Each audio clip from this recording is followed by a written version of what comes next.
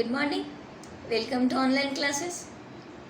Previous class में हमने रामधारी सिंह दिनकर की लिखी कविता शक्ति और क्षमा पढ़ा। आइए देखते हैं इसका शेष भाग।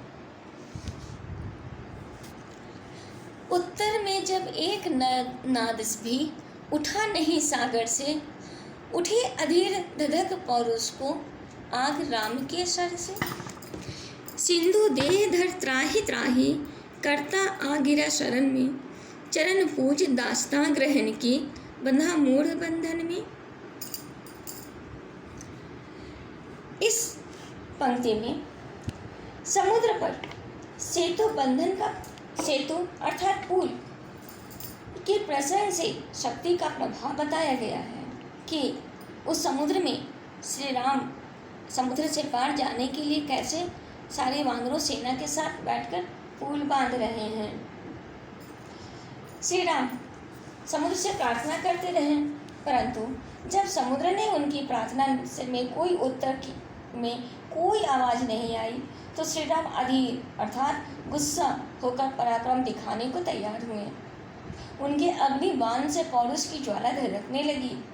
तब समुद्र भयभीत होकर शरीर धारण कर सामने आया और मेरी रक्षा कीजिए ऐसा कहता हुआ शरण में आया। उसने श्री राम के चरणों की पूजा की,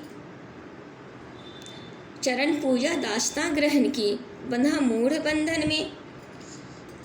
उनके शरण में आकर उनके चरणों की पूजा की, उनकी अधीनता और या सेवक बनना स्वीकार किया।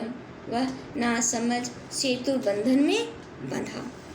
सच पूछो तो शर में ही बसता है दीप्ति विनय की, संधि वचन संपूज्य उसी का जिसमें शक्ति विजय की।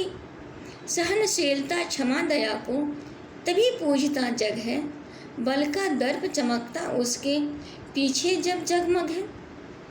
सच पूछो तो शर में ही बसता है दीप्ति विनय की। इस पंक्ति में शक्ति से ही सब काम सच जाने अर्थात पूरा हो जाने एवं विजय मिलने का वर्णन किया गया है। भीष्म पितामह युधिष्ठिर को समझाते हुए कहते हैं कि सचमुच ही विनम्रता की चमक बाण में ही रहती है, या अर्थात पराक्रम से ही विनय की शोभा होती है। संधि वचन संपूज्य उसी का जिसमें शक्ति विजय की, जिसमें विजय पाने की शक्ति होती है। सब उसी में संधि सुलह या मेलजोल की बातें करते हैं और उसी की पूजा की जाती है। सहनशीलता क्षमा दया को तभी पूजता जग है, बल का दर्प चमकता उसके पीछे जब जगमग है। यह संसार सहनशीलता क्षमा दया आदि गुणों की पूजा तभी करता है, तभी इन गुणों को आदर देता है जब उस क्षमाशील व्यक्ति में शक्तिशाली होने का अहंकार स्पष्ट दिखाई देता है, घमंड स्पष्ट दिखाई देता है। उस शक्तिशाली दर्प से ही, शक्तिशाली घमंड से ही उसके तेज एवं शौर्य की चमक सब ओर फैलती है, सब उसके वश में हो जाते हैं। धन्यवाद।